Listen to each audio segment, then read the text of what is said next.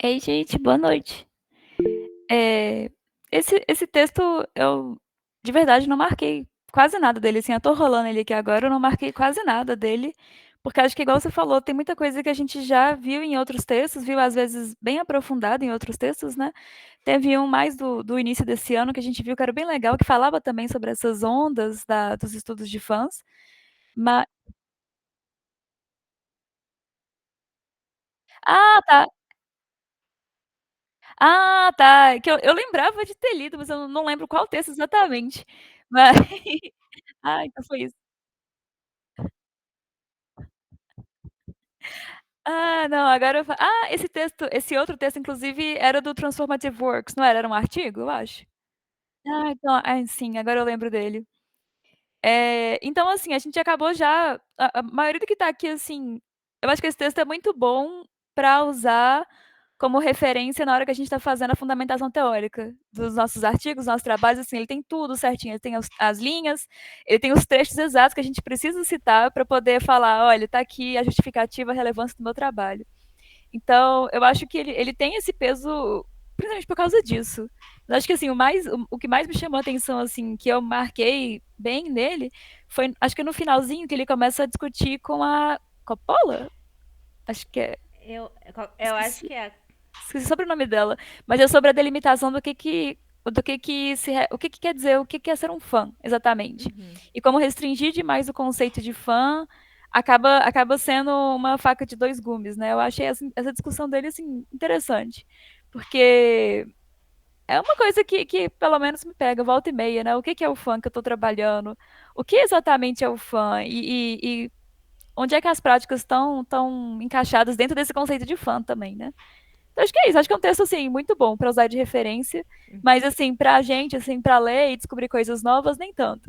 É mais pra sedimentar. Pra sedimentar, é. E é Uhum. um texto que eu já fiz referência no meu pré-projeto umas 2 vezes.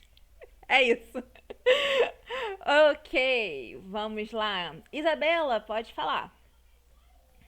Oi, gente, boa noite. Eu ligo já a câmera, mas só para comentar que eu concordo super com a Laura, que eu acho que esse texto foi muito bom para ter essa justificativa, assim, né, da importância de estudar. E aí, por exemplo, como eu vim me aproximar de estudos de fãs por causa do povo da primeira onda, né? Então, com a influência do Dick Habich e da Angela McRobbie ali, que estudam sobre subcultura, e aí. O E naquela reunião, né, do NEP que teve, acho que ano passado, que o Henry Jenkins veio, né, que aí ele comenta, né, e tudo mais. E aí meio que eu entrei por ali, né? E aí eu achei muito legal nesse texto, como ele vai falar, tipo, como é que teve a progressão das ondas, né, e tudo mais. E eu acho que a parte que eu tava realmente querendo chegar é essa parte da terceira onda mesmo, né? Uhum. Porque eu queria. Assim, me interessa muito esse conceito da primeira onda, dessa coisa dos grupos de fãs, como esse termo que ele fala, othering, né? Então, eu não sei exatamente como é que traduzir isso, mas essa coisa de ver o fã como o outro, né? Meio que o estrangeiro, assim, é uma coisa que me interessa bastante, até porque tem uma aproximação ali com a cultura queer, né? E tudo mais. Então, isso me interessa, mas eu acho que essa visão mais holística, assim, da terceira onda de estudar não só os indivíduos, mas, assim, o contexto deles, né, e tudo mais. Eu acho que é bem mais proveitoso, assim, por dizer. E eu acho legal ele trazer esse debate, né, e toda hora ele ficar trazendo citações tanto do Jenkins quanto da Copa, e aí depois ele meio que vai discordar deles, e depois concordar. Então acho que isso no texto é bem interessante. Assim, quando você tá meio que tentando decidir por qual abordagem você vai se aproximar mais, né? Eu acho interessante esse texto particularmente, porque agora, esse texto é de 2017, né? Quer dizer, um pouco antes, porque foi publicado em 2017. Então, se a gente colocar ali, ele foi escrito em 2016, o que quer dizer que ele já tem 10 anos de diferenças quase, esse momento que a gente está falando agora. Então, se você pensar na evolução que a gente teve de 2017, né, de 2016 ou 2015, não sei quando foi que eles eles escreveram essa nova introdução, já deu uma boa diferença. Gente, esse livro já daqui a pouco tá fazendo 20 anos, meu Deus. Enfim. Então, a questão dos fãs, eu acho que cada dia, pelo menos assim, minha perspectiva, inclusive, eu, com a semana virtual, a gente teve, eu e a comissão de pareceristas, a gente teve uma questão com um trabalho sobre definição de fã. E aí a gente ficou assim, mas tem que ter a definição de fã, não sei o quê. E o problema era muito porque não tinha ali o que era realmente o fã. E eu acho que com o avanço do, do da questão de ser fã na vida, na atualidade, porque agora tudo recebe o nome de fã, o negócio tá meio que perdendo ali o seu significado, ou ele tá. Não sei se é necessariamente, vamos por assim, desgastado, mas tem que delimitar. Temos que começar a delimitar, porque qualquer coisa é fã. Como é que a gente tem que fazer isso? Então, abrir demais eu acho que está se tornando um problema. Como pesquisador, eu acho que abrir demais está sendo um problema. Você não pode ser uma fã da marca, exatamente. Né? Porque você vai. Pelo menos assim. A marca, eu quero dizer, tipo assim, uma marca de roupa. Eu, eu não sei se realmente a gente pode colocar aquilo ali como ser fã, porque até que ponto é ser fã ou é só cultura de consumismo? Entendeu? Eu acho bem complicado. E tem muita coisa sobre isso. Tem um livro sobre isso, tem um texto que fala sobre isso, sobre a questão do relacionamento de marcas, a publicidade das marcas cria um conceito que você é fã das marcas simplesmente para poder te empurrar mais coisas para você comprar. E não necessariamente sobre ser fã mesmo, entendeu? Então, quem foi primeiro? Foi Isabela.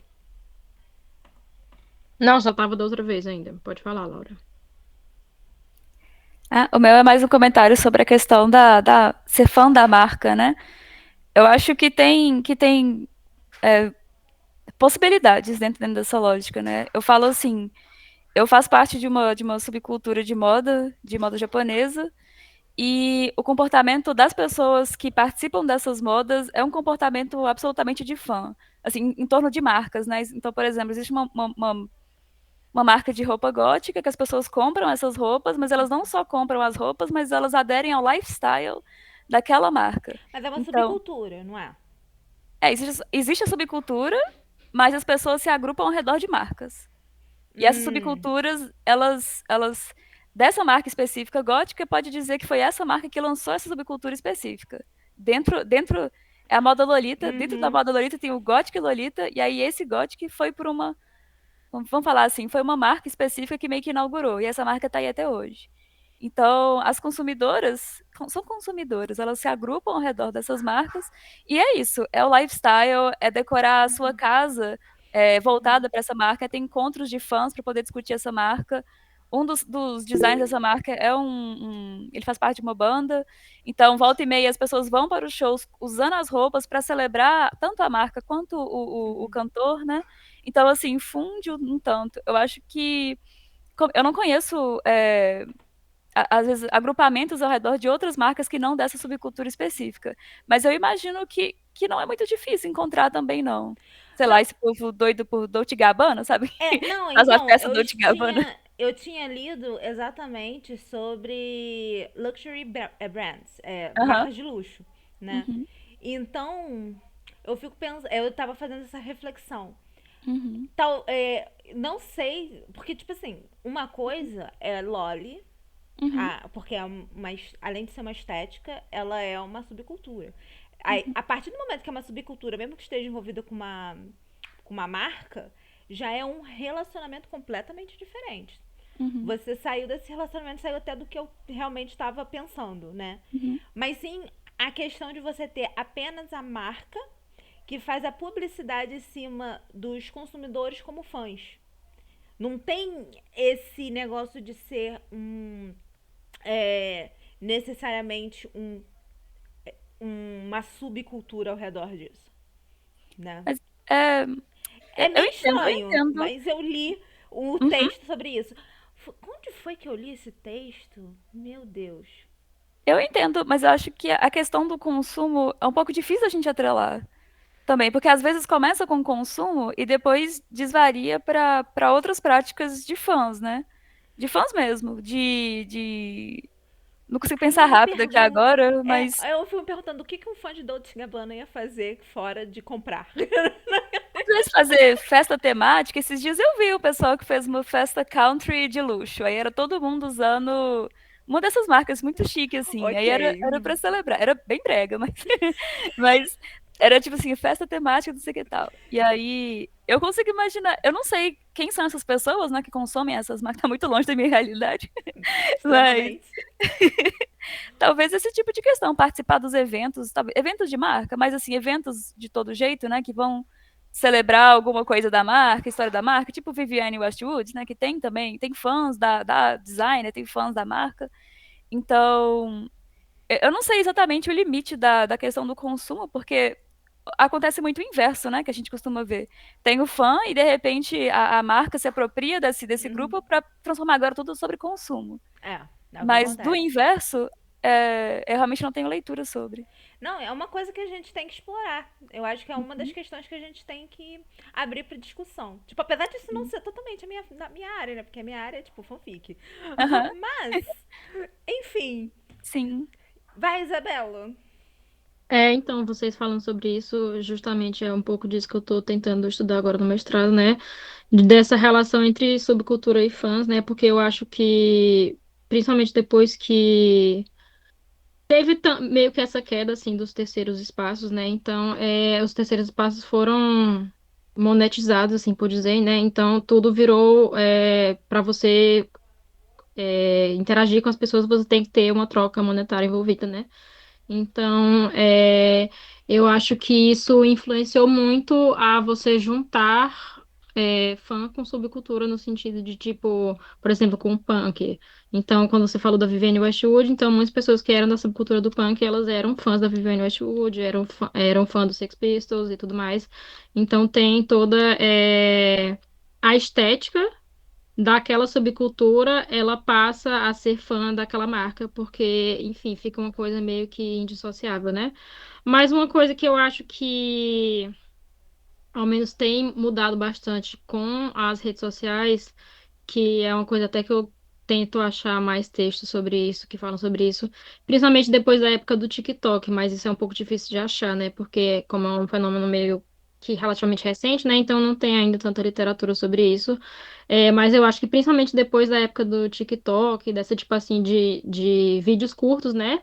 Da informação ser disseminada através de vídeos curtos, eu acho que tem um esvaziamento muito grande, assim, das subculturas e daquele grupo de fãs e tudo mais. Então, eu acho que, tipo assim, antes, como era no punk, por exemplo, as pessoas se juntavam não só pela estética, porque elas gostavam da estética, mas porque elas tinham valores, ideais por trás daquilo, né?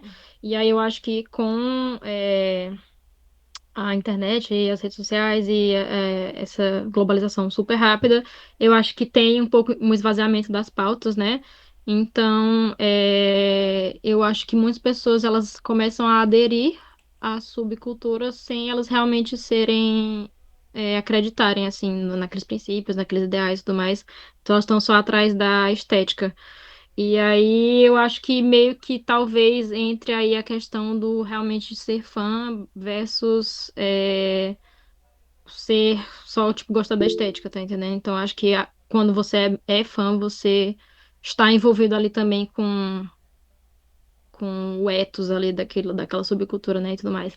Então, é uma coisa que eu tenho tentado procurar a respeito, né? Infelizmente não tô achando muita coisa acadêmica sobre isso, tô achando mais só coisas tipo think pieces, assim, né? Tipo, na internet e tudo mais. Mas é isto. Eu tenho um livro, porque na minha monografia eu tinha utilizado um texto que dentro desse livro tinha um artigo que falava mais ou menos isso e talvez possa te ajudar. Não é exatamente sobre subcultura, mas é sobre essa questão da relação da indústria com fãs. talvez te dê alguma luz. Depois você me lembra, me manda mensagem, que Por aí favor, me passe, amiga. eu te passo. Laura, por favor, relação da moda. Estamos estudando moda. Ah, Ah, eu posso falar uma coisinha então? pode ir lá, Laura. Habla. É sobre moda. Porque eu tô muito dentro dessa questão. É interessantíssimo essa coisa da divisão do fã, porque nessa subcultura específica de moda japonesa, existe a expressão. A pessoa que usa a moda Lolita, ela, em inglês, geralmente se chama de Lolita, né? E aí surgiu a expressão Lolita no coração, que são aquelas pessoas que elas não estão consumindo, não estão participando, mas elas querem estar na subcultura, elas querem ser reconhecidas como eu também tenho direito de participar. E é muito. E quem está geralmente na moda, está ativamente construindo as comunidades, participando dos eventos, etc, etc, costuma rejeitar a presença desse tipo de gente. E esse é um comportamento de gatekeeping, que eles costumam falar, né? O comportamento elitista do pessoal dessa moda. Mas essa discussão, ela tá na moda desde dos anos antes dos anos 2000, ele já tem esse tipo de discussão de você realmente está participando dessa subcultura ou você está só querendo surfar na estética, está querendo dizer que você pertence a algum lugar. E aí essa briga é uma briga que não se resolve de maneira alguma. E com a questão da pandemia, o pessoal começou a ir para o TikTok, e aí começou a aparecer mais ainda desse pessoal que quer ser da subcultura, quer sentir que pertence ao grupo, quer participar das atividades do grupo, mas ela não quer, como você disse, Isabela, tá envolvida com o ethos daquela subcultura. Ela não quer ler sobre, ela não quer participar, ela não quer entender os ícones, as regras, eu vou chamar assim, dessas subculturas. E aí tem esse embate constante, tem esse atrito constante entre aquelas pessoas que não aceitam essas outras e essas que querem ser aceitas no grupo, mas sem engajar com as outras pessoas, né? Como as outras pessoas. Então, eu tenho coisas sobre isso aqui, eu vou olhar depois e te mando. Mas assim, é sobre moda japonesa, provavelmente. Eu olho aqui e te mando. Acho muito mal. Só, desculpa, só complementando aí o que tu falou, que essa parte de, tipo, de ter esse embate entre quem está fazendo gatekeeping e quem está batendo no portão querendo entrar, lembra muito a coisa da segunda onda, né, do Bourdieu e tudo mais. Então, eu acho isso muito interessante, porque eu acho que precisa existir um equilíbrio, né? Enfim, tipo, não dá pra virar bagunça, né? E todo mundo só querer embarcar no bonde sem se comprometer assim de verdade, né? Mas ao mesmo tempo é muito chato, principalmente quando você tá nessas coisas. Gente, coisa de subcultura que tem a ver com coisas asiáticas, né? Então eu acho que tem muito isso do gatekeeping rolando. Eu acho que mais até do que das coisas aqui da Europa, dos Estados Unidos. Eu acho que quando se trata de coisas asiáticas é muito entre aspas, aqui uma medição de pau para ver quem que sabe mais, quem é mais entendida da cultura asiática. E aí realmente fica bem chato esse tipo de comportamento. Ok, a Lara perguntou o que é uma subcultura. Então, Lara, o que seria uma subcultura? É, a ideia das subculturas são culturas menores dentro de uma cultura maior. O que isso quer, mas que inferno isso quer dizer? Tipo, tu tem cultura ocidental. E aí você tem um grupo, por exemplo, o punk. Você tem um grupo punk, eles têm determinados valores, hábitos, estética, né? Porque não, você tem que aderir à vida punk. Então ela vai estar em todas as esferas da sua vida, desde a sua estética, ou seja, as coisas que você usa, se você veste, etc. O seu posicionamento político, que seria no caso ser anarquista, ouvir as bandas punk. Então, essa é uma subcultura. Tem a subcultura gótica, que eu não conheço muito, confesso. Conheço punk porque eu cresci ouvindo punk, então é isso. Tem hippies e tem Lolita, que a Laura já explicou um pouco sobre. Inclusive, acho que a Laura devia fazer uma reunião, quando a gente ter reunião quinzenal, falar um pouco sobre, que eu acho super interessante, né? E são isso que são subculturas, tá? É diferente. Há um debate, né? Se ser fã, tipo, de fandom é uma subcultura ou não. acho assim, meu parecer é que eu não acho necessariamente que a gente é uma subcultura. Não acho que a gente entre, porque temos valores estéticos completamente diferentes para poder ser uma subcultura. A gente você só tem uma, você compartilha não é de um sentimento, mas é tipo de comportamentos, né? Mas não o suficiente para ser uma subcultura. Eu não sei como as meninas enxergam isso, mas é assim a minha percepção.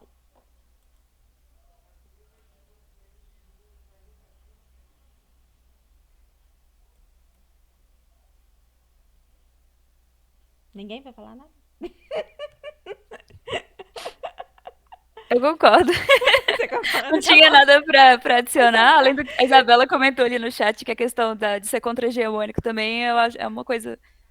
Eu não sei hoje em dia se é assim, mas no geral costuma ter esse posicionamento de estar lutando por algo, né? Ou estar indo contra algo que é posto como pressão sobre nós. Então, acho que é um outro aspecto de subcultura que até um tempo atrás era bastante relevante.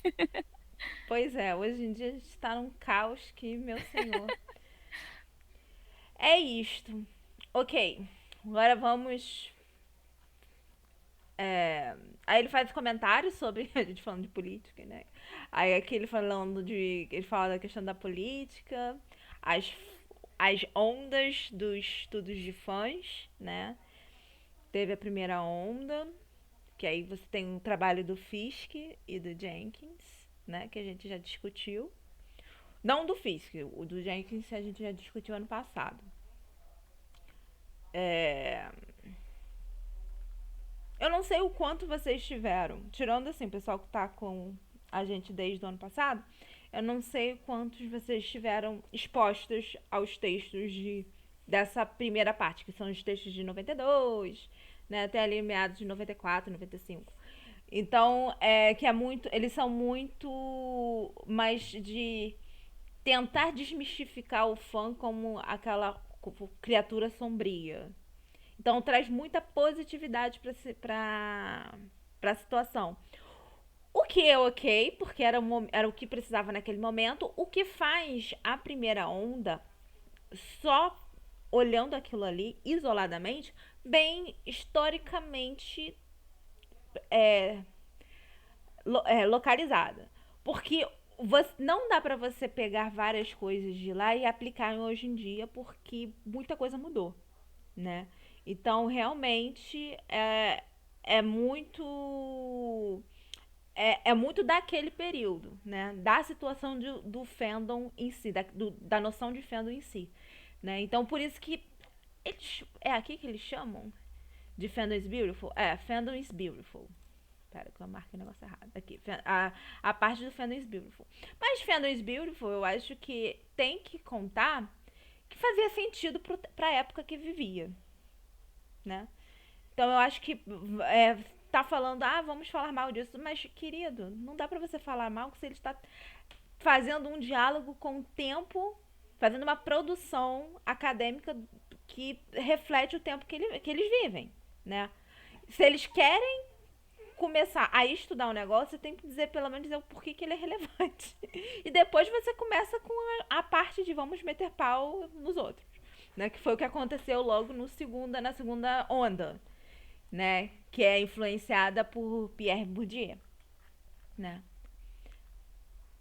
Que é aqui que eles falam, E aí vem vários estudos, né?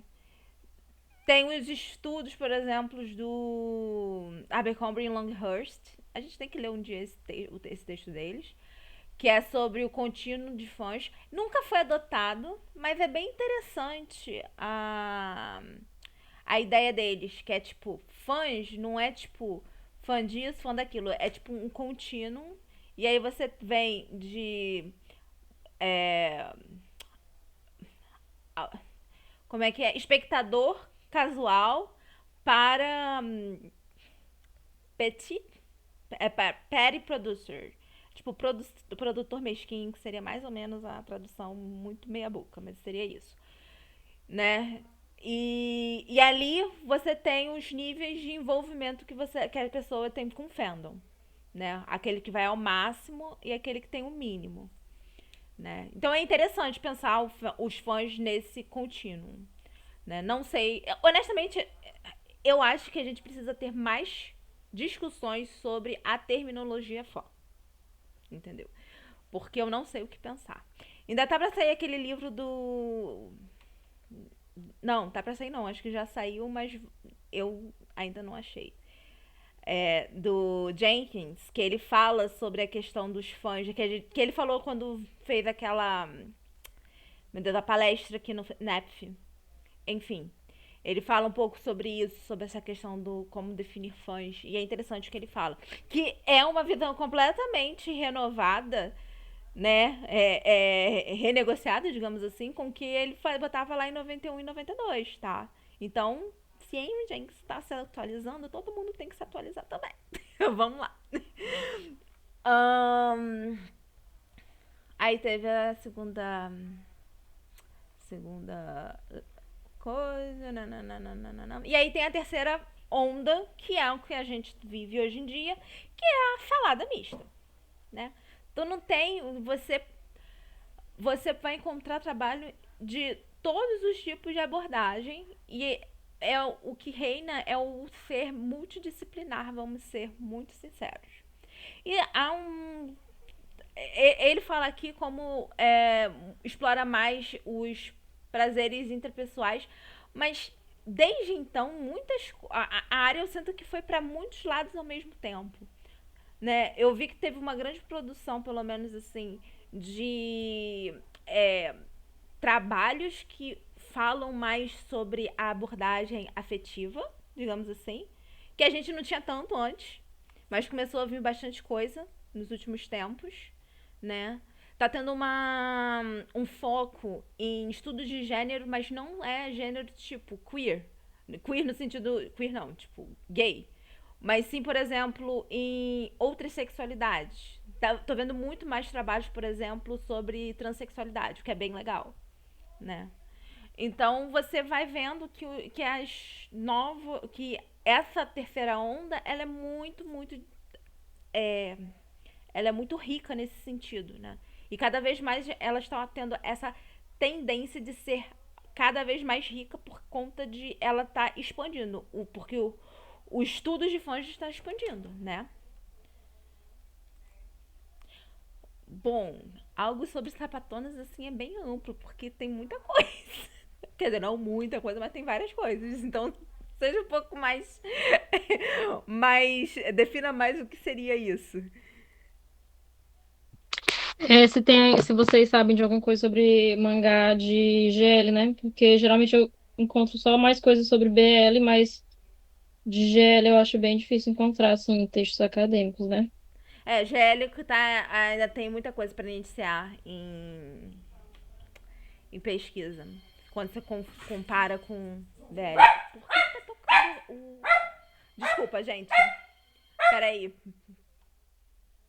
Continue conversando, já volto.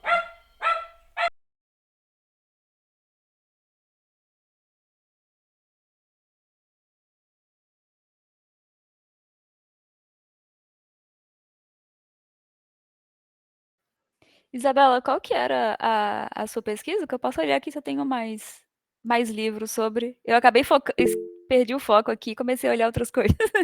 E esqueci o tema exato. Separei um monte de livro aqui, mas qual que era? Amo, amo. Então, no mestrado, assim, eu tava querendo estudar só sobre sapatonas, só que sobre mangás de sapatonas, né? Aham. Mas aí como Yuri, no caso, né? Uhum. Mas como estava muito difícil encontrar literatura só sobre isso, né? Então eu meio que expandi para mangá shoujo, né? Porque tem Aham. ali as origens, né? Aham. Do mangá shoujo com esse caráter da sapatonice ali, principalmente na década de 20, de 30 e tal. Uhum. Mas não necessariamente precisa assim, ser sobre relações que existem de verdade. Pode ser só uma coisa meio nana, assim, que é Aham. um homoeroticismo, assim, feminino, mas que não realmente se concretiza, né? Uhum. E aí eu tava meio que querendo estudar sobre as subculturas de fãs dessa demografia, né? Ah, entendi. Eu vou anotar aqui, eu vou olhar. Pode ser em inglês? Pode, com certeza. Ah, então top. Oh, Se muito bobear, se eu obrigada. achar um japonês legal também, a gente joga no translator, ele dá uma ajudadinha. O lance do japonês é que é difícil, às vezes, você encontrar os textos, assim, eu só encontrei, principalmente, umas traduções do... Porque eu também não estudo só a narrativa, né? Eu também tenho Uhum, interesse em estudar sobre a... Principalmente que no shoujo, né, é bem diferente, assim, a questão dos painéis, né, e tudo mais. uhum. Então, eu só encontrei umas traduções de uns artigos do Natsumi Fukuda, eu acho, uma coisa Uhum. assim. E aí é bem legal. Mas infelizmente não traduziram o livro inteiro, só traduziram tipo 2 capítulos. Eu assim, Ah, gente, traduzam o resto, trabalhem. eu fiz um trabalho sobre o Takarazuka uma vez e eu salvei um repositório que tinha muita coisa. Então eu vou te mandar Uhum. depois. Aí você vai no Google Translator lá e vai. O Google Translator vai achando pra gente. Gratidão. Obrigada. E aí, o que vocês falaram enquanto eu tava fora? Tava confirmando a pesquisa da Isabela pra saber o que eu vou mandar pra ela, que eu comecei a separar os livros aqui e de repente me perdi. É assim, gente. E Mas aí? essa coisa da. Desculpa, Nath. Não, pode falar. Essa coisa das ondas eu acho muito interessante, porque a gente está agora no momento de que tem todo tipo de pesquisa sobre fãs, né?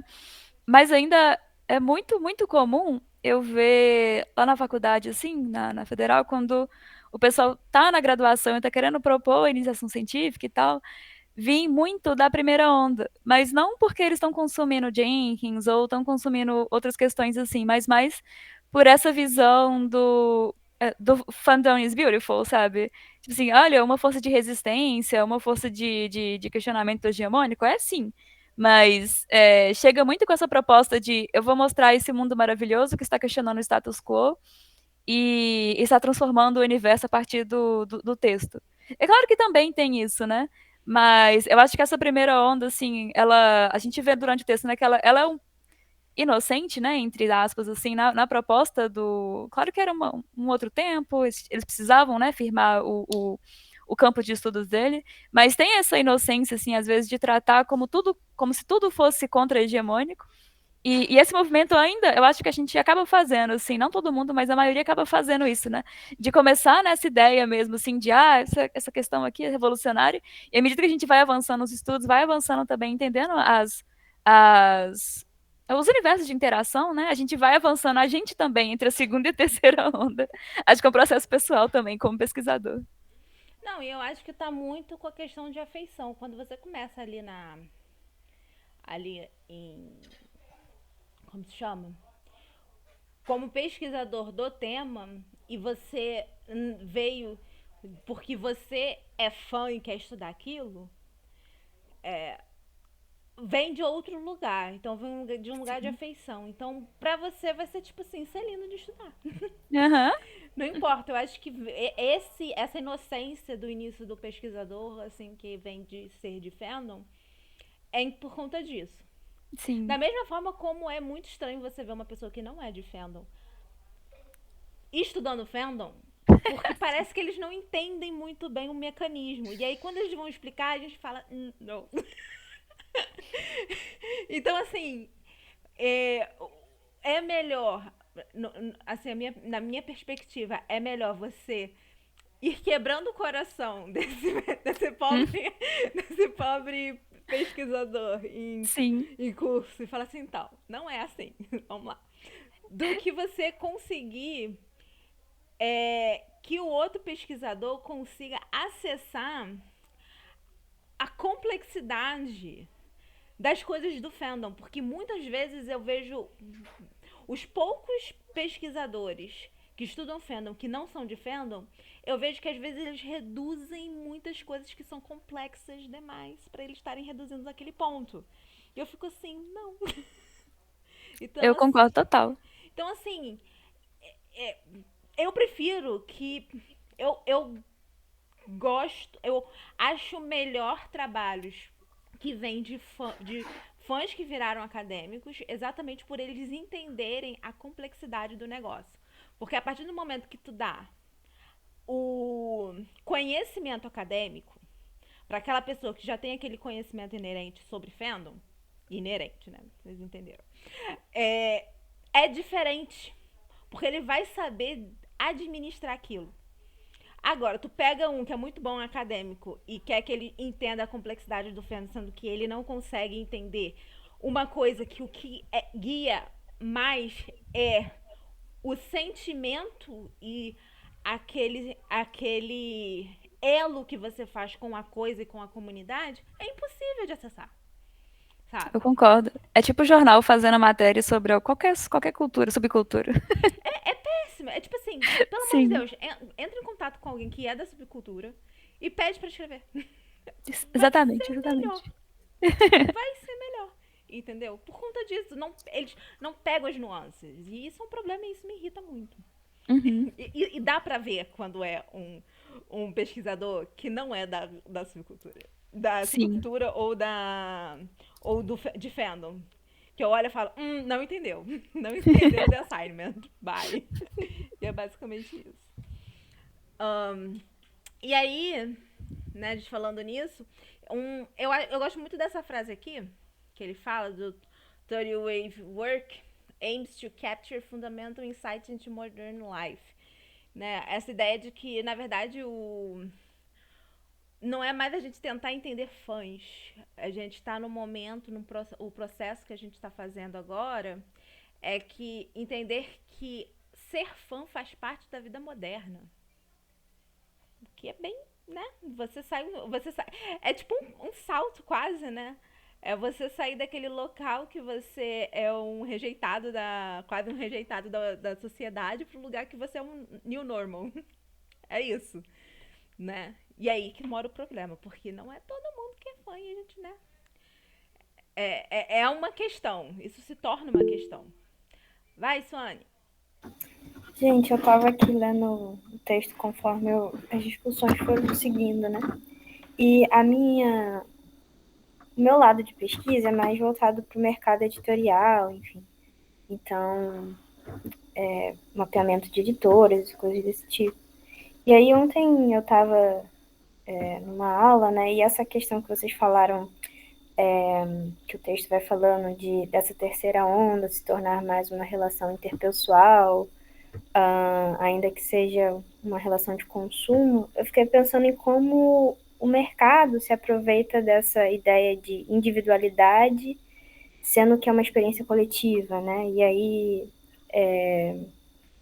os nichos editoriais ou os nichos temáticos que foram se criando para lançar cada vez livros dentro de nichos, digamos assim, né? Então, sei lá, tivemos uma onda em 2016 com aquele movimento cultural, enfim, político, ele não, que era uma onda mais feminista, e aí tivemos um estouro de publicações de mulheres, enfim, e aí o mercado se aproveita cada vez mais para lançar livros de escrita feminina, ou melhor, livro de escrita feminista, livro de mulheres, e colocam, né, nas livrarias, enfim, dentro desse pequeno nicho de mulheres extraordinárias, né, os estandes que vão aparecendo na Bienal ou coisa desse tipo.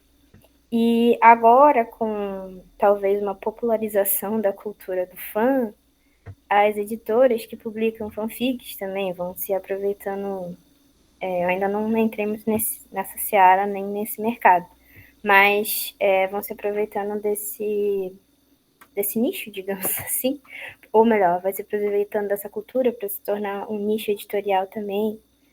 Na Bienal, com a popularização da fanfic, eu vi muitos estandes assim, de algumas editoras famosas, Intrínseca, Rocco, com literatura safada. Aí era o stand, assim, especificamente, que não era de fanfic, mas que era essa literatura que muitos associam a essa literatura de fanfic também, né? Enfim, minhas contribuições é meio de como o mercado se aproveita dessas ondas também para fazer com que os fãs se agrupem cada vez mais dentro desse mercado ou consumam esse mercado, né?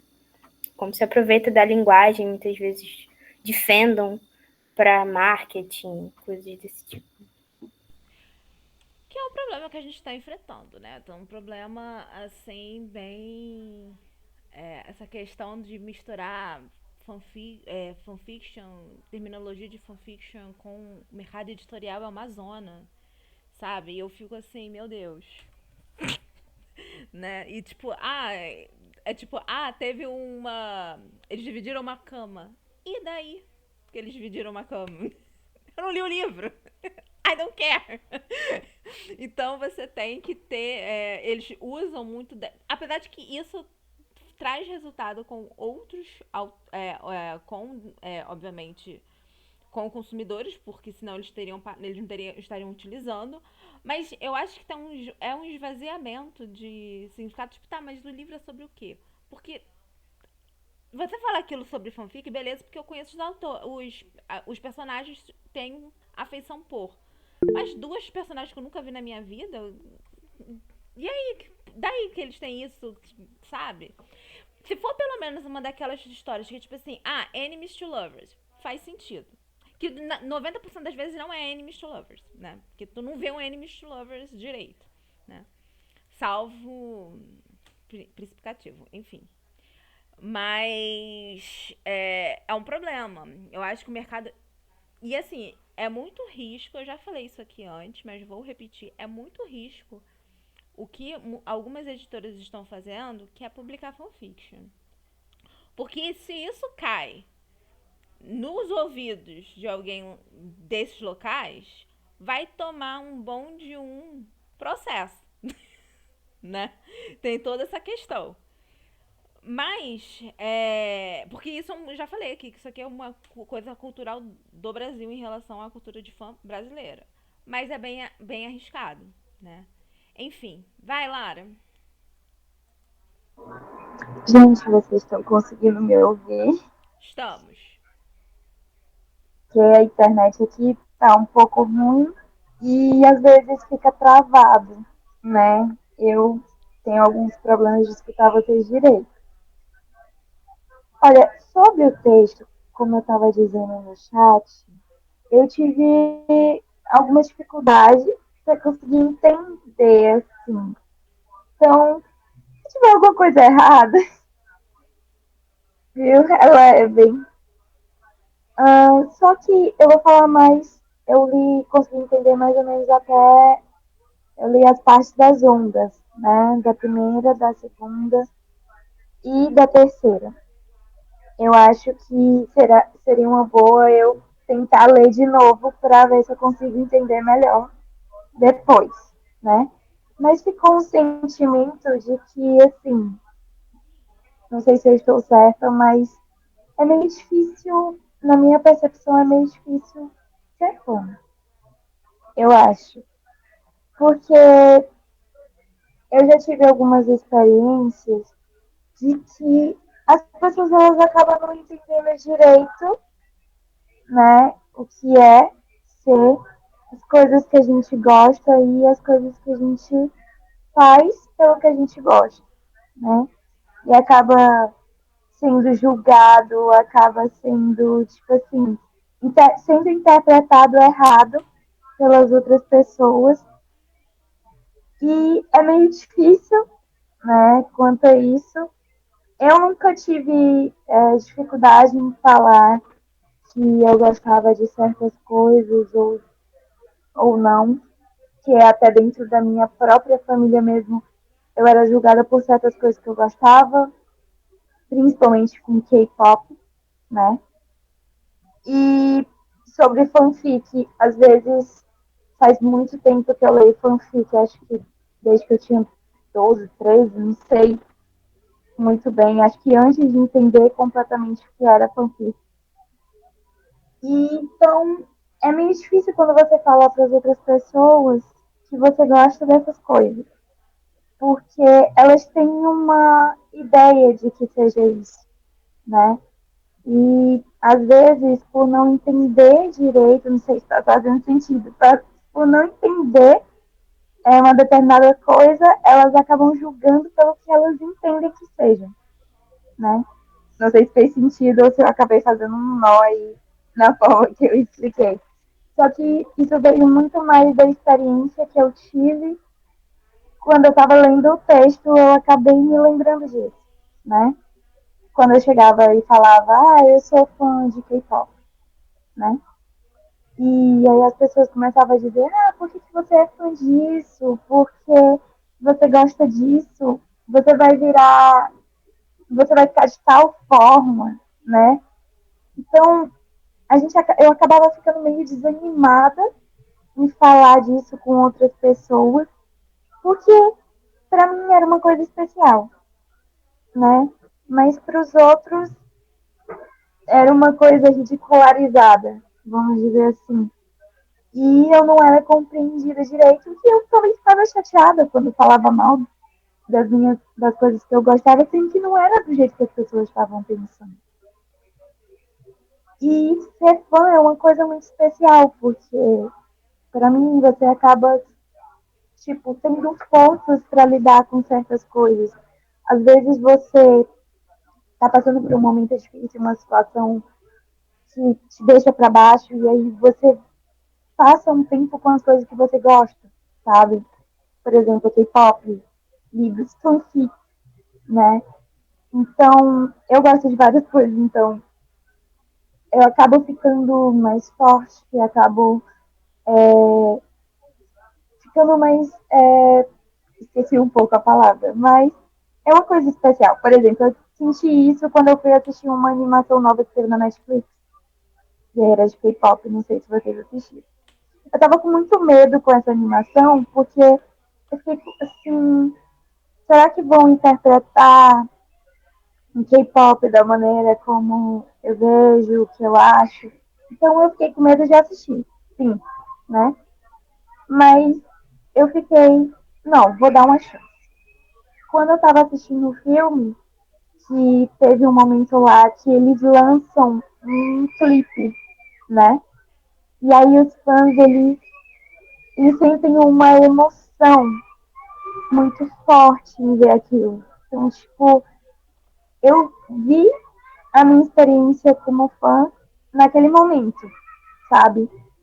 Que sente uma emoção, às vezes, inexplicável. E eu vou parar por aqui, que eu acho que eu me perdi um pouco, gente. Mas eu queria só falar um pouco sobre isso, sabe? Ok. E como a gente estava falando, realmente faz parte da nossa vida, né? O, o ser fã, né? Principalmente questões que hoje em dia entram em discussão, né? Como a gente estava falando da questão do. Como eles estavam falando no início do texto, que foi a relação dos coisas eleitorais dos Estados Unidos. Enfim, Estados Unidos é uma bagunça, né? Mas enfim. É umas coisas que, tipo, é fã. Eu falo, gente, pelo amor de Deus. Enfim. E aí teve. Aí a gente passou dessa terceira onda. E fomos ver. Aqui foi para a parte de Fun Studies Between the Personal and the Collective. Que eu não lembro muito bem o que aconteceu nessa parte aqui, gente. Alguém socorre essa parte aqui que eles falam.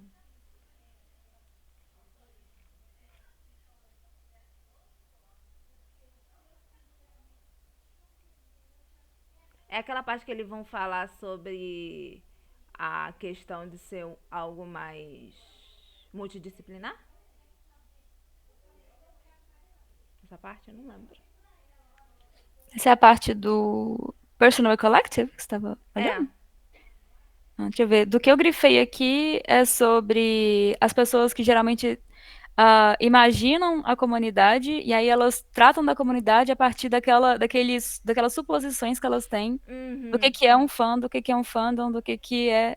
Essas práticas também elas são imaginadas. Então, essa parte foi uma que eu Tá. grifei.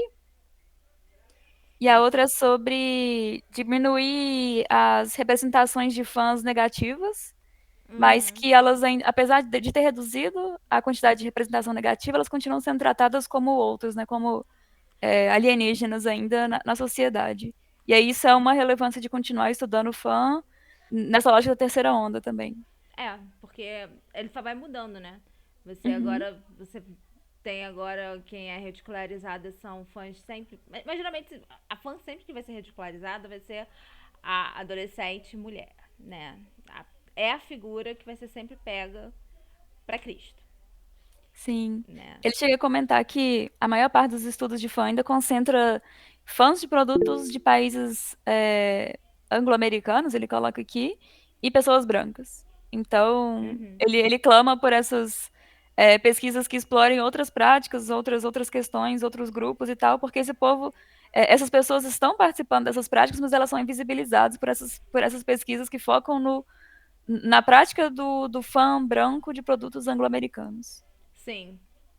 É, e é o caminho que aqui no Brasil a gente está tentando sair, né? Sim. A gente quer explorar outras coisas, que no caso, por exemplo, a rede de pesquisa FSN Latina, né? Uhum. Então, a ideia é você ampliar. Apesar de que a minha pesquisa seja ainda sobre homem branco, sou sorry, mas eu preciso passar. Mas, na verdade, eu queria era estudar casal tailandês, né? Mas, assim, a probabilidade de eu passar mais no homem branco, vou ter que apostar no homem Ah, branco, né? sim. É a vida. A vida acontece. Mas pelo menos é algo que eu gosto, né? Vamos orar que eu passo. Enfim, mas é aquela questão de que a gente precisa começar a estudar muito o fandom do Brasil. Né? Uhum. Mesmo quando a gente tá pensando assim, mas a gente gosta de coisas asiáticas. Estuda os fãs brasileiros de práticas asiáticas. As práticas dos fãs brasileiros de coisas asiáticas. Oi, Isabela. Amiga, a dificuldade é a pessoa justificar sua pesquisa para o programa de pós-graduação, minha querida, é a dificuldade que estou enfrentando no momento, porque Segura é na minha mão e vamos. segura na minha mão e vamos, gata, porque É assim, você difícil. ali uma Hellis mestranda, você não tá propondo nada, você tá ali só estudando o que já existe, tá entendendo? E aí, quando vai justificar essa parte da relevância da pesquisa, girl, eles assim, Ah, manda, mas o que é que nós brasileiras temos a ver? Aí, cadê? Traz a bibliografia que diz isso. Aí, para você achar a bibliografia, girl. Esse é o babado, viu? não, Aí você, eu já assim, fui. reza para um dia você chegar no doutorado e Eu você já fui de propor outro o lado. babado. A minha pesquisa vai impulsionar o Brasil a se aparecer no cenário internacional. Entendeu? É Você isso não aí, pode. Nath. Tem que ir com Avisa, essa amor. mesmo. Entendeu? Tu tem que pensar fora da caixa. Tu não quer aparecer aqui, tu quer aparecer lá fora. E o que mais querem é o quê? Que o Brasil tenha relevância e faça pesquisas que sejam relevantes lá fora. E lá fora já tem pouco. Então, o meu fato de eu ter feito já vai chamar atenção. Eu estudo o Megaverse, né? Enfim. Então, já tem pouco. O tema que eu vou estudar é menos. Não tem ninguém. Vai ser literalmente só eu. Então. Seu Aí nome você vai se estar lá. pergunta, a lacuna, o Qual é problema a é a lacuna? lacuna ou a lacuna sou eu? Eu que não sei das coisas. É por aí. Então, assim, né? Eu vou chegar lá, vou falar, então, eu vou trazer tudo inédito pra vocês. E é Olha isso. aí. Essa é a minha justificativa. Você não quer um trabalho 100% original? Eu te ofereço um. Ninguém fez. Dados, fonte, Dá. voz das minhas cabeças. Não, o pior é que eu tenho até a referência que fala a necessidade de pesquisar o que eu vou pesquisar. Porque não tem nenhuma Uhum, pesquisa. Pelo menos uhum. eu tenho esse dado. Esse dado ainda tá aí. Então, enfim. Mas Ahn, a pesquisa de vocês duas lida com questão de dinâmica de gênero, não é? é, Sim, o sim. Isso, dela é. gente, é saber alimentar isso também, assim. Meio Não, errado, mas assim, total. bota a luz em cima disso, porque assim, dinâmica de gênero é fundamentalmente É, importante hoje em dia, no mundo o, acadêmico, então. não, o meu eu vou ser focada em questão da masculinidade Uhum. e as novas masculinidades. Ah, não, tá em alta isso aí, meninas. Vai, É vai por brilhar. aí. É por aí. Mas eu falei da questão do homem branco porque eu vou analisar a construção da masculinidade dentro de FIC de Capitão América. Ah, é legal, você né? pode. Assim, eu não conheço, mas você pode falar de tudo, desconstrução do ideal do homem aí, sei lá o que que tem. Exato, Então, né? é, Né? consegue sim, Dá passa pra tranquilo. fazer coisa, dá pra fazer Dá. bastante coisa. E você, Isabela, você também, porque você tá trabalhando com o Gélio que tem mais pra você fazer coisa nova. Porque não tem nada.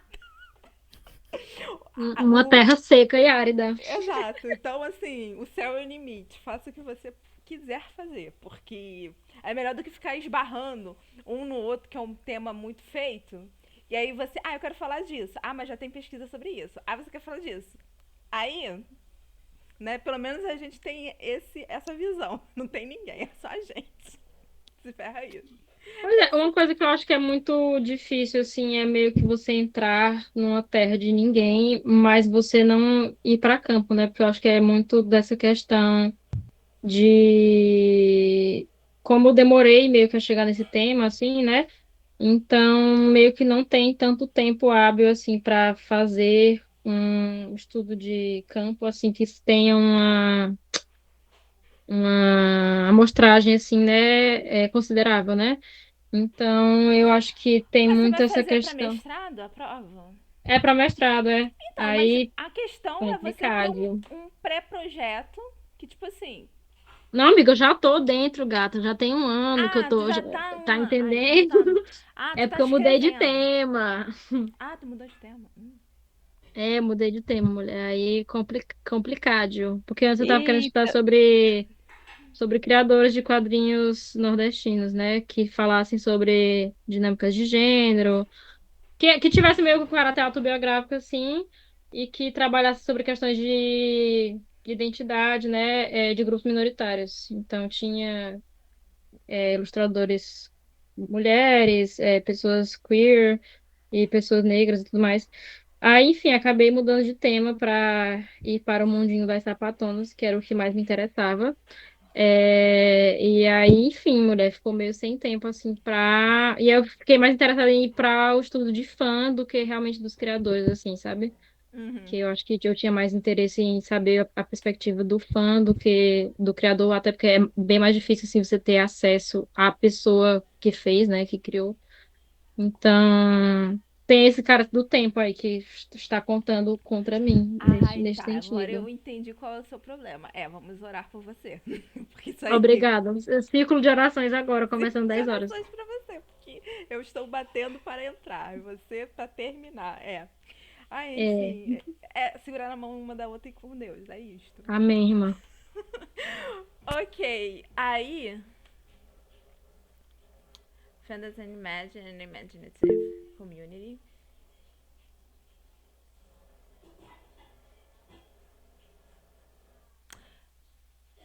Estudo de recepção, sim. Estudo de recepção é ótimo. Mas eu não sei se eu cheguei a falar, né? Mas eu abandonei letras total, gente. Eu tô indo pra comunicação pra fazer o mestrado. Ah, é verdade. Eu literalmente disse, beijo.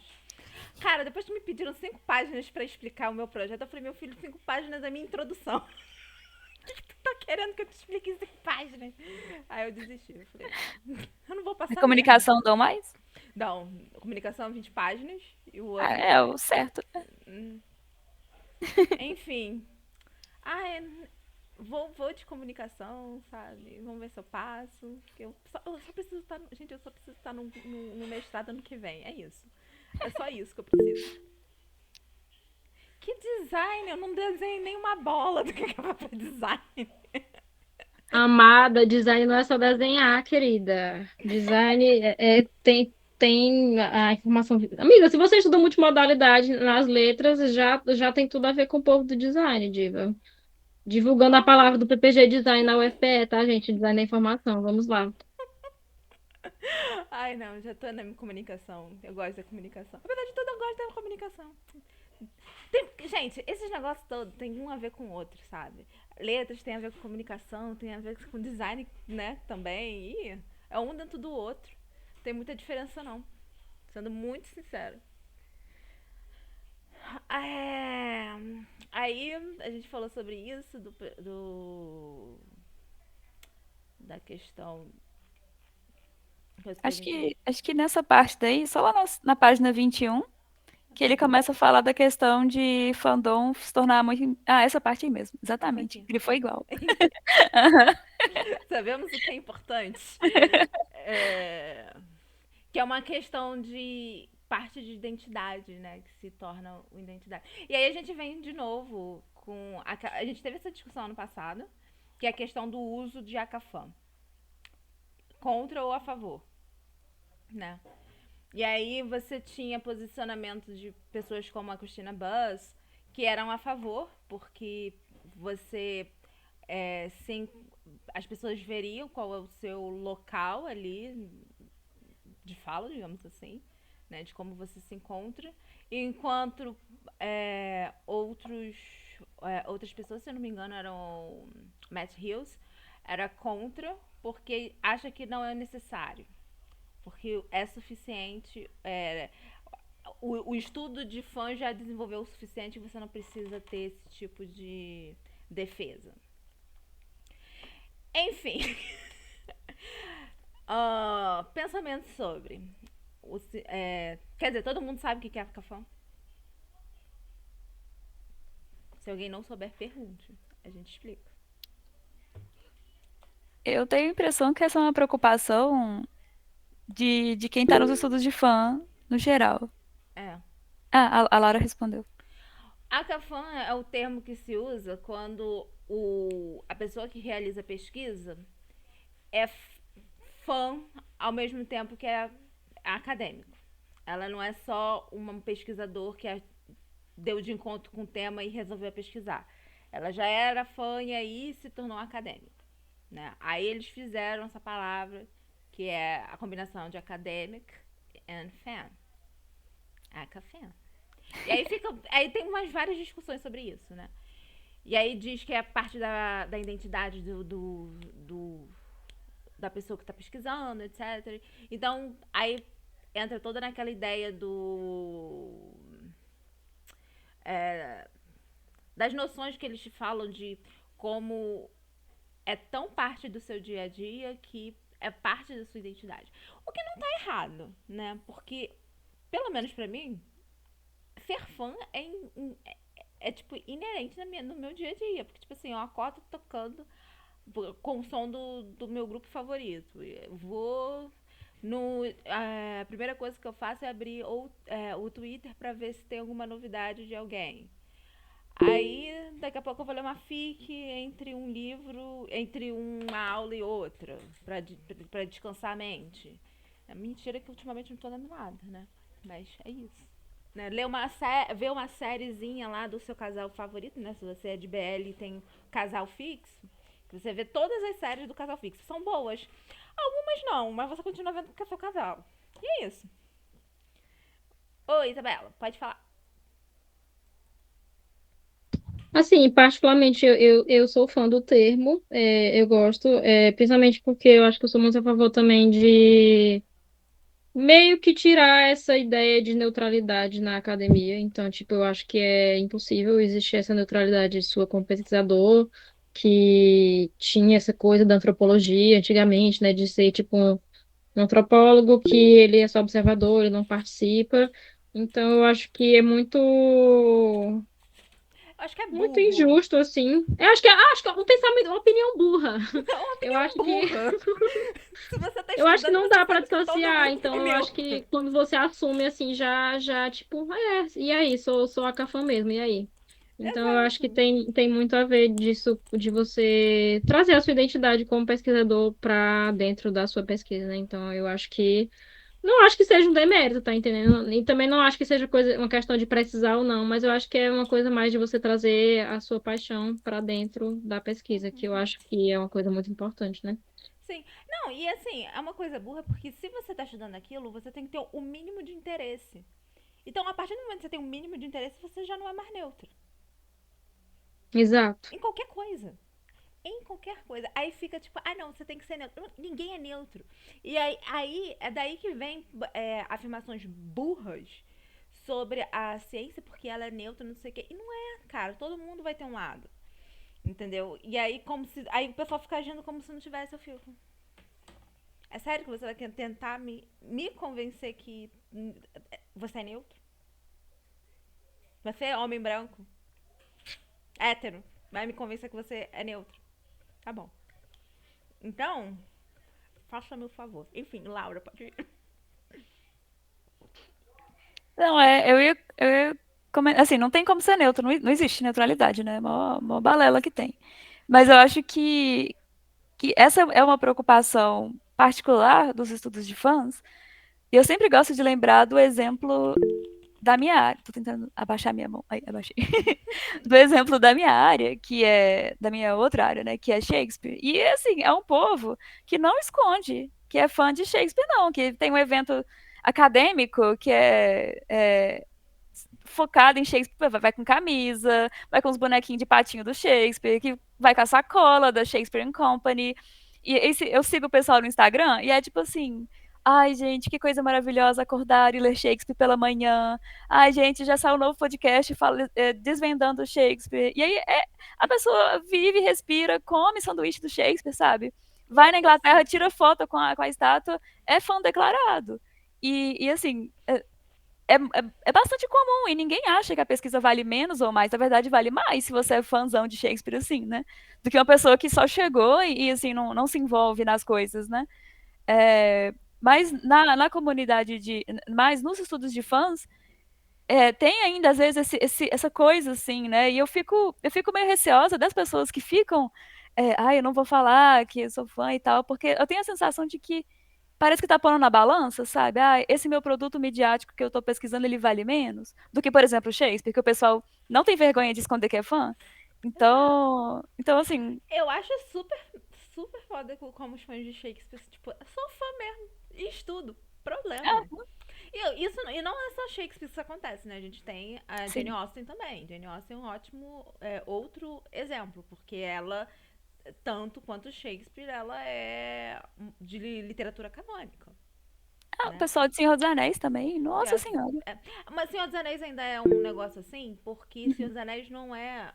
Eu não acho que seja considerado, pelos meus conhecimentos de aham. inglês, ele não é considerado como cânone literário. Ah, cânone não. Mas já Né? entra como o clássico de quem estuda fantasia. Aí Mas na é área de clássico. fantasia é O um povo pessoal que, de nossa fantasia é outra senhora. coisa. Mas não é Uhum. cânone literário tipo Não, não. Shakespeare e Jane Austen. Jane Austen. Uhum. Né? Então, assim, já é outra coisa. Mas é a mesma coisa, sabe? Sim. Então, é isso. Quanto.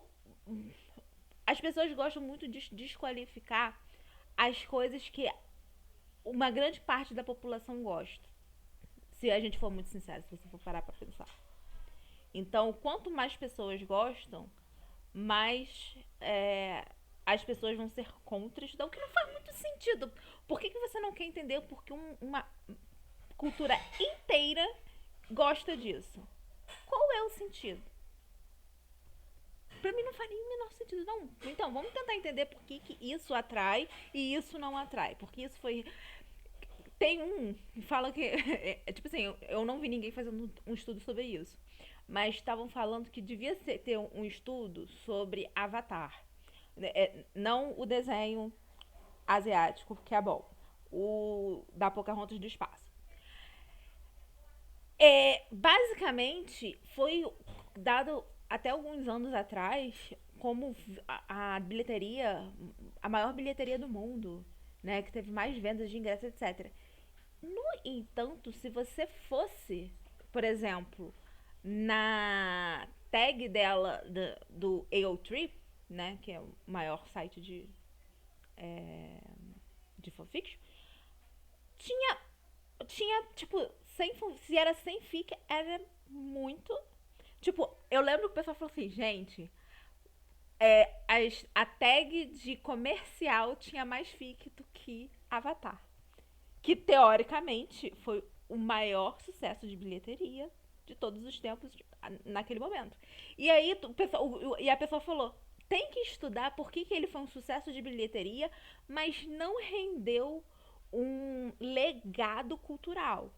Porque você se perguntar alguma coisa assim que realmente ficou, por exemplo, se você pegar.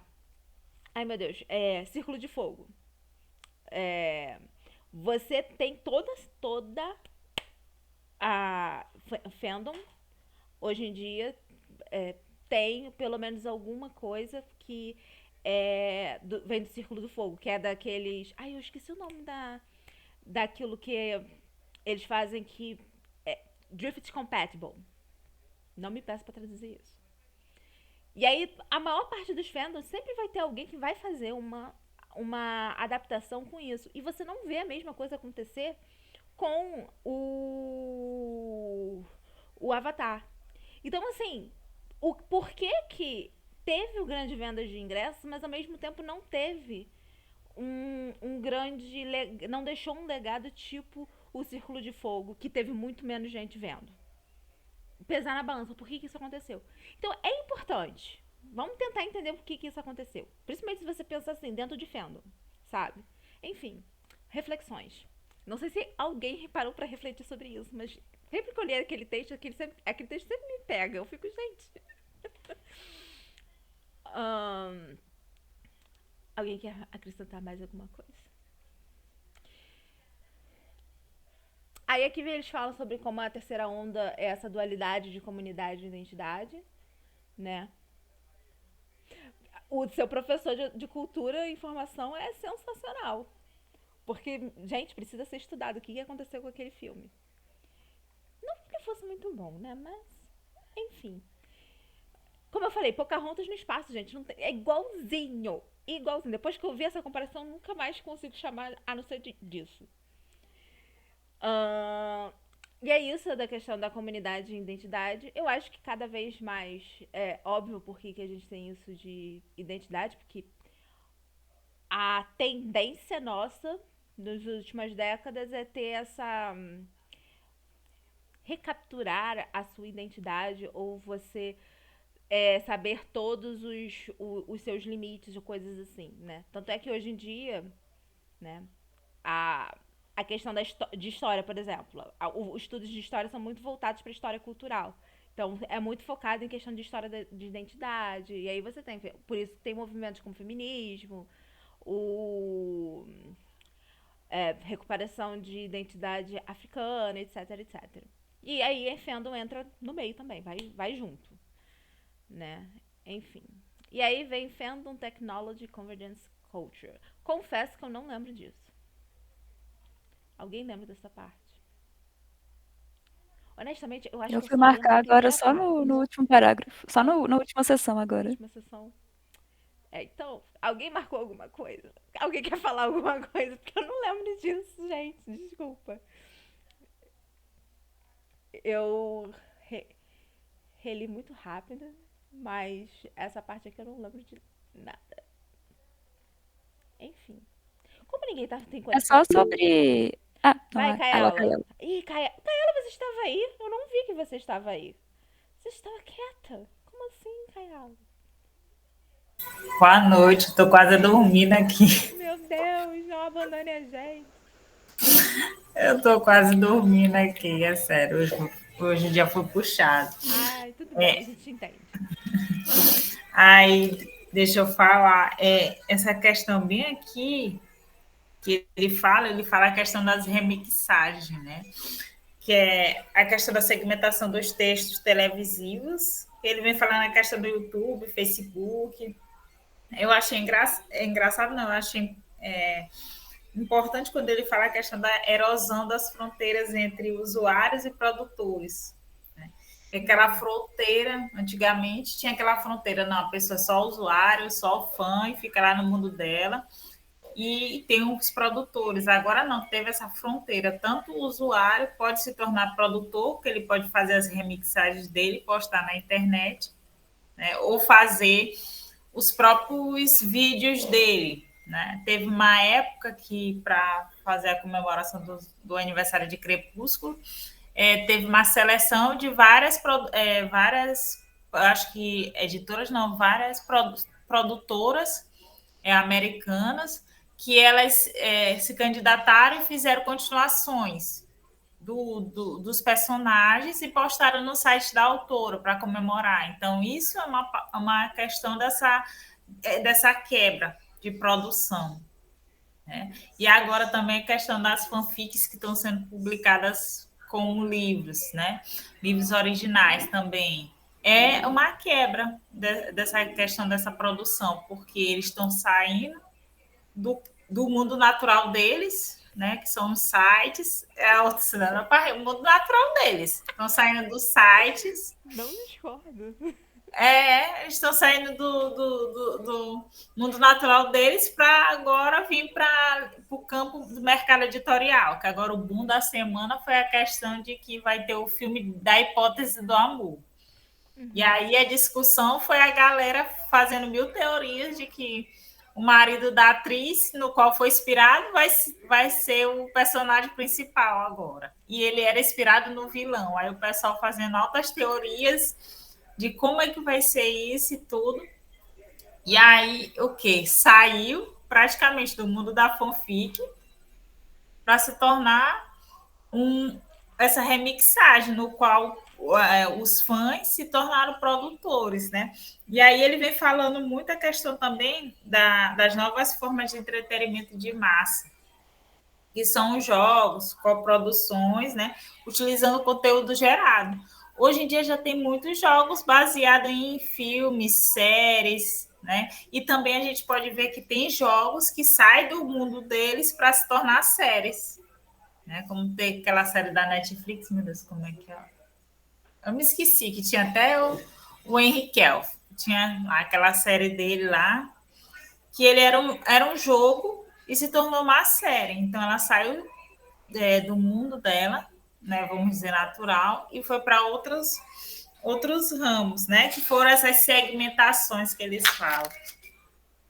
E aí eu também achei interessante quando ele fala a questão da cooptação inteligente dos fãs pelas indústrias de mídia, ou seja, as indústrias de mídia estão captando essa galera que trabalha muito bem e trabalha de graça, por amor, e está remunerando ela para fazer um trabalho que eles sabem que elas têm um grande conhecimento, um arsenal, que muitas vezes vai fazer até muito melhor do que qualquer pessoa, do que uma pessoa de marketing, porque além de ter o conhecimento, ele tem um conhecimento do público, né? Porque não basta ser só ter não basta a pessoa ter só a teoria do público. Não basta só ter a prática, ele precisa também ter a teoria e o conhecimento de quem ele quer atingir, porque se você não tiver, você não vai conquistar esse público, né? E aí ele também fala nesse ponto que existem as novas formas de gênero e textualidade, no qual ele vai dar voz aos grupos de diferentes e mais diversificados produtores de conteúdo, ou seja, no campo da fanfic, do fandom, existem vários produtores que vão produzir vários conteúdos e vão ter várias pessoas que vão ter acesso a esses vários conteúdos e também vai distribuir para outras pessoas. Então, vai permitir com que surjam novos conteúdos para o mesmo material, né? Então, esse material, ele nunca vai morrer, ele sempre vai crescer, porque vai ser sempre se retroalimentando, né? Esse foi o ponto que eu achei interessante dessa sessão aí. Agora, sobre o texto, eu achei assim que ele é um repeteco de tudo que a gente já viu, né? Mas entre ele e o último que a gente debateu, eu preferia o último texto, porque o último texto que a gente, eu me esqueci o nome, ele fala sobre ondas também. O Mid-Audience, o John Sullivan. Isso. Eu achei ele mais explicativo do que esse daqui. Esse aqui tem uns pontos interessantes, porque ele vai dando exemplos de pesquisa de todas as ondas. Eu achei muito interessante. Foi por isso que eu escolhi ele, porque ele te dá nomes de pesquisas que, caso vocês queiram ir atrás, vão com Deus. Aí eu achei, foi uma parte que eu achei interessante do texto, porque assim, a pessoa que não está caindo de paraquedas na área, não tem um tema, ou então só tem um interesse, ainda não sabe o que buscar, é interessante porque ele te dá um arsenal e também a referência dele também é muito boa, porque vai te introduzir nos vários trabalhos.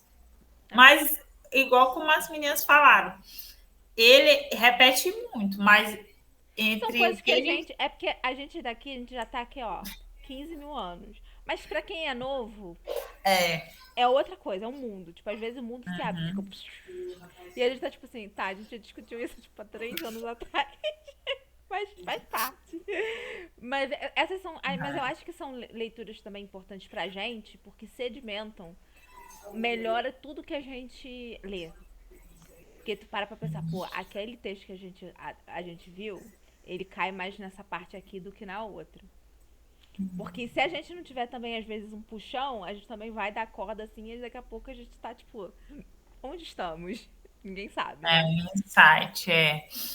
Mas é o que acontece, essa questão que quando tu fala, vocês falaram a questão da definição de fã. Realmente, gente, todo mundo é fã agora. A boca é, eu sou fã disso, eu sou fã daquilo.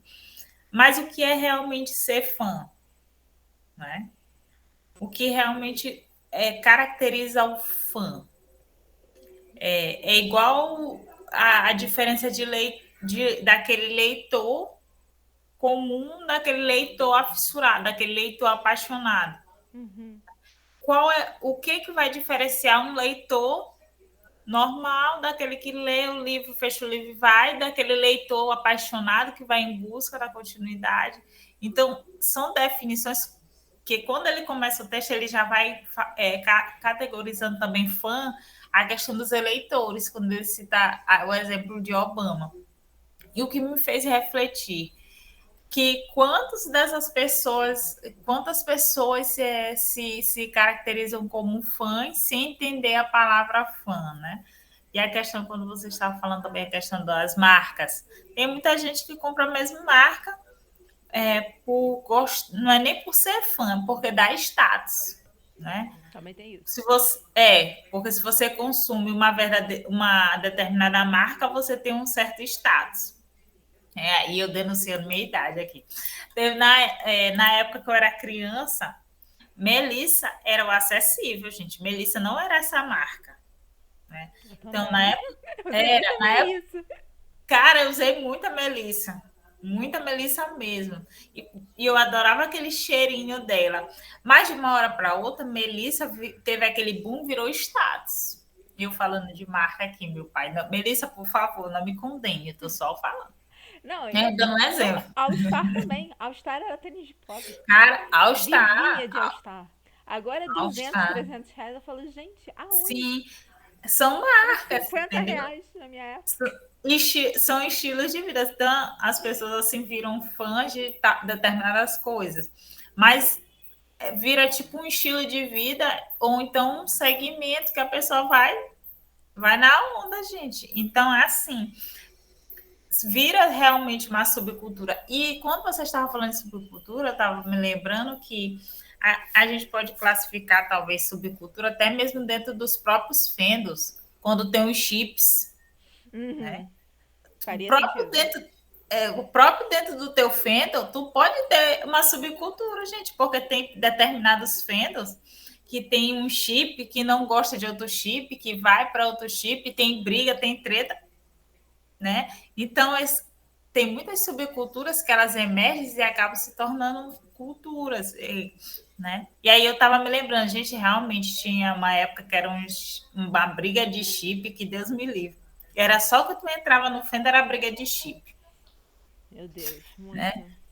Oh, demais. Gente, sem tempo, irmão. É isso. Era uma briga de chip trazendo memórias do passado. Era uma briga de chip adoidado. E aí, quando ele fala também a questão de recordar o passado, eu estava me lembrando das postagens que agora o pessoal está fazendo, porque teve esse Zuzuzu que vão ressuscitar o Orkut. Né? Ai, Jesus. Aí, gente, meu Deus, eu tenho que ler. Gente, vão ressuscitar o Orkut. Tanto é que tem muitas páginas assim que estão já fazendo postando imagens do fake Orkut delas, a página como é o Orkut, entendeu? Vocês nunca viram, gente, tá tendo um Huawei. Aí diz que vão ressuscitar o Orkut. Basta só você lembrar sua senha antiga que diz que você vai ter acesso. Eu não lembro. Eu acho que o meu antigo Orkut era com o meu e-mail da Hotmail, que eu nem tenho mais. Ai, não, eu acho que eu ainda tenho como ressuscitar. Eu acho que não, menina. Meus depoimentos, gente. E minhas comunidades, eu amava essas comunidades. Uma coisa que eu estava ouvindo, porque na época do Orkut, a gente tinha nossas comunidades e era só as pessoas que realmente gostavam daquelas comunidades, não ia o hater. Entendeu? Era só a galera que gostava. Quando era hater, tinha a comunidade hater. Eu É, odeio fulano, ou eu odeio tal coisa. Era outro nível, gente, né? Então Era a melhor, gente, cada um no seu canto. cada um no seu quadrado, tu não tinha essa galera, hater não tinha, porque o hater tinha essa comunidade de hater e ficava lá, né? E aí dá pra gente comparar como é que mudou. Ah, era muito bom, gente. Isso era melhor, Era um realmente. paraíso, cara. Eu tinha altas comunidades, era tanta comunidade. Muito bom. E aí a gente vê, né, E vê que a idade nossa, né? Como o fandom mudou. como O mudou. problema foi porque expandiu muito. Esse é o problema. Aí começou a trazer várias questões que a gente já falou aqui 500 mil vezes quais são as questões atuais, né? Mas, enfim, conclua seu pensamento. Pois é. Aí eu fiquei pensando que quando ele fala essa questão também do saudosismo, que é uma parte aí do texto ele fala, essa questão do saudosismo. E aí o pessoal já começou a falar dessa história do Twitter, que vaza, do Twitter não, do Orkut, que disse que vai voltar, a galera ficou empolvorosa, começou a falar sobre suas comunidades que tinha, sobre seus depoimentos. Isso traz um certo saudosismo, né? Porque a galera que é dessa época, a galera gostava, gente. Quem é que não fazia, quem não mandava mensagem pelo MSN, gente? Ai, Eu me... gente. Gente, era ótimo. A idade. Era ótimo. A nossa idade. É a nossa idade, entendeu? Era a sensação MSN. Deixamos no status, tremer a tela para chamar a atenção das pessoas, aquele né? POC. Então, rock. enfim. Gente, Muito. saudade daquele tempo. Aí vamos só fechar, que já tá muito tarde. Tentar terminar com... Ó, a gente vai terminar praticamente 1h40. Ó, conseguimos. Finalmente. Estamos evoluindo. E aí, 5 directions between identities and communities. Foi essa parte que você disse que tinha marcado alguma coisa, Laura? Eu não lembro. Grifei só no finalzinho. Então vamos ver o finalzinho que ela...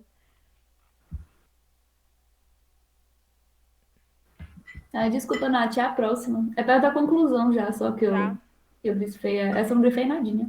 A gente não vai grifar muito não, porque... Gente, a gente já tirou o máximo desse texto. So sorry. You study... Então deve ser essa daqui.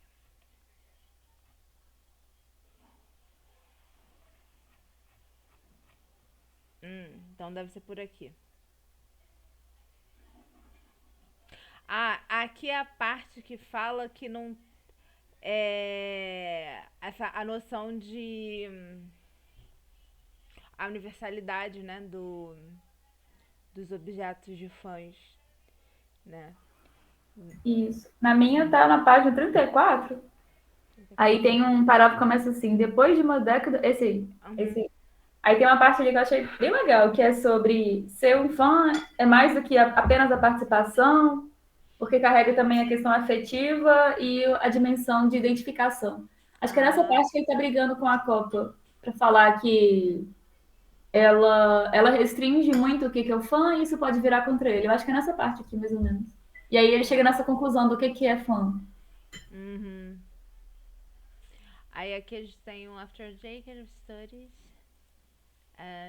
Attachment have confirmated little doubts remains a practice that continues of come to shape perception engagement. Então, se eu não me engano, qual é o rolê dele com a Copa? Porque a Copa, ela vai dizer só que ser fã é aquele que engaja nas atividades práticas de comunidade. E ele é muito mais a questão do relacionamento afetivo. E nesse caso, eu vou apoiar quem? A Copa. né? Ou então, a nova perspectiva do Jenkins, que é tipo, você tem o fã de fandom, ele tem uma nomenclatura certa que ele fez. Eu vou tentar resgatar essa nomenclatura. E tem o fã, que é aquele que só tem um laço profundo pelo objeto, mas que não participa da comunidade. Então, assim, desse jeito, assim, honestamente, eu ainda estou com a culpa. E não acho. Porque a partir do momento que qualquer coisa que você tem é laço emocional, que é coisa de fã, você esvazia o significado da palavra. Então tem que ter mais limitações exatamente para ser um conceito que você consegue trabalhar. Porque se você vai abrindo, daqui a pouco qualquer coisa e aí vira uma bagunça.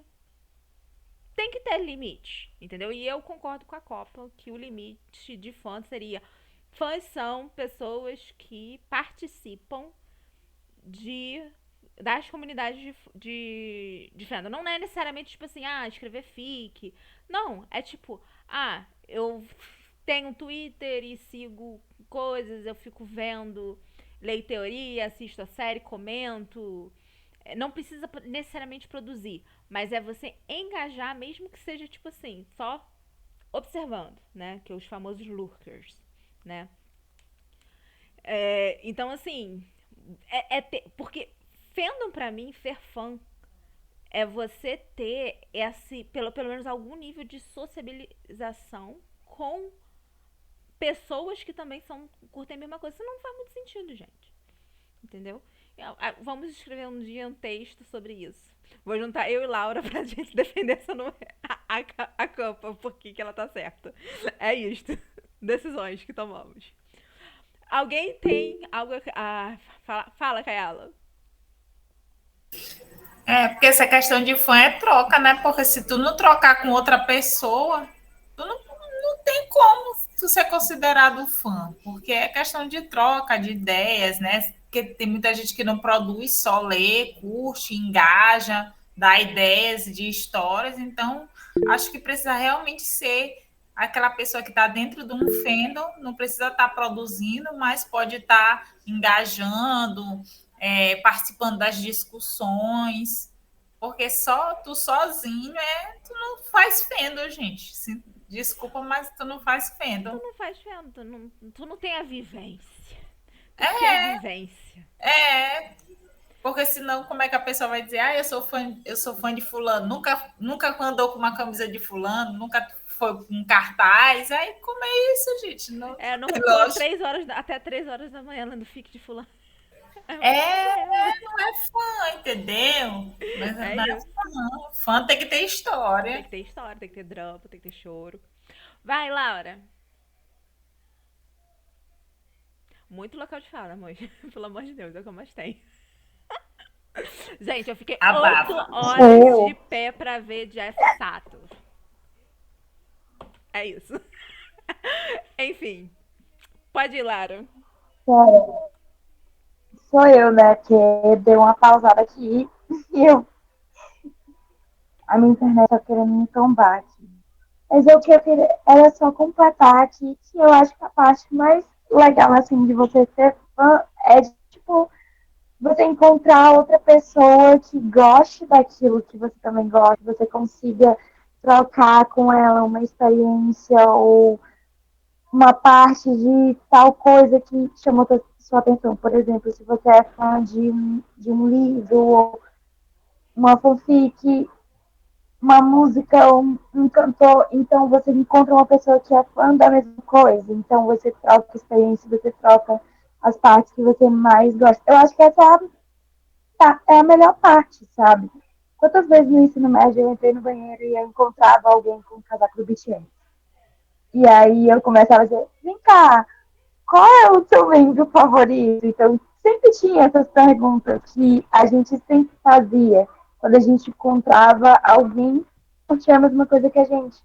E eu acho que essa é a parte mais legal de ser fã. encontrar outras pessoas que curtem a mesma coisa que você é justamente a parte de não se sentir sozinho. É só isso que eu queria falar. Sim, é verdade. Mas assim, você nunca vai se sentir sozinho se você estiver dentro do fandom, né? Vai ter sempre um. E se é brasileiro, vai ter sempre outro doido com você. Amamos, porque é isso. Bom, eu acho que a gente pode terminar por aqui, né? Alguém tem alguma coisa mais a acrescentar sobre o texto? Eu acho que a gente já falou de tudo, né? O que é importante, pelo menos. Porque é um texto, como a gente falou, básico. Básico nosso. Eu vou fechar aqui. Dá pausa.